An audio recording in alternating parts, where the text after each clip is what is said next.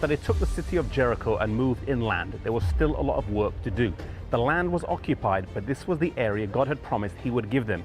He had promised that if they diligently kept his commandments and followed him, that he would clear out the land and drive out the nations from the river Euphrates to the Mediterranean. They were warned that if they didn't do this, the people would be a constant thorn in their side. Sadly, they failed to heed the advice given them, and Judges 1 verse 28 says that they failed to utterly drive them out. They chose the course of ease, and they mingled and intermarried with the various heathen tribes around them. Soon heathenism and idolatry spread amongst the Israelites, and they served as captives in the land that had been promised them. The king of Mesopotamia, Eglon, king of Moab, the Canaanites and the Philistines all became oppressors of Israel. On each occasion, God raised up a deliverer: Othniel, Shamgar, Ehud, Deborah, and Barak. There was a cycle. They fell into captivity and remained in captivity until they cried out to God for a deliverer. Then God raised up a judge who delivered them, and they were free from captivity, often as long as the judge was alive. Then when the judge died, they fell back into apostasy and captivity. So often this is the case with us. We have ups and downs in our spiritual lives, sometimes strong and sometimes weak.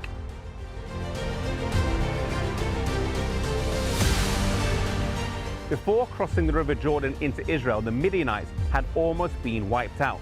But a small number remained, and over time they grew, became powerful, and oppressed Israel for 7 years. God raised up Gideon to deliver his people. Gideon was hesitant to take on the call and asked God 3 times to show evidence that he was with him. After whittling down his men from 32,000 to 300, he won the battle in the most extraordinary way. God was making a point. I am the one who has the power. Trust me and not yourselves.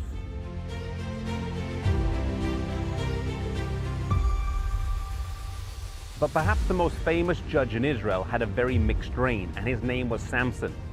Born into the tribe of Dan in the family of Manoah, he was consecrated as a Nazirite at birth.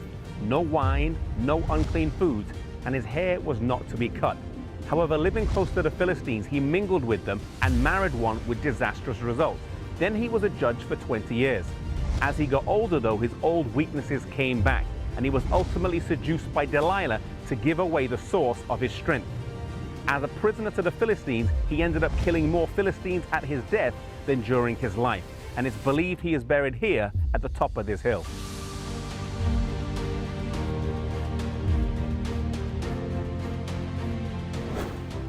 Many of the judges did have disadvantages.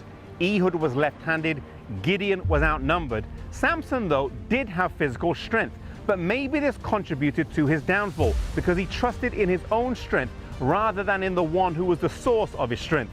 God was always trying to teach his people to rely on him, not to rely on their own strength, not to rely on the strength of their armies, but to rely solely on him.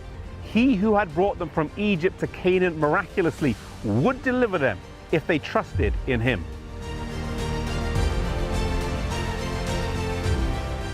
God wants us to have a consistent walk with him, not one that goes up and down all the time, but for us to learn to trust implicitly in him based on how he has led either us or others in the past. When we remember how good God has been to us, we can know and have the assurance that when we confront obstacles that seem insurmountable, such as the Midianites to Gideon, we can know that God has 1,000 ways to provide for us, of which we know nothing.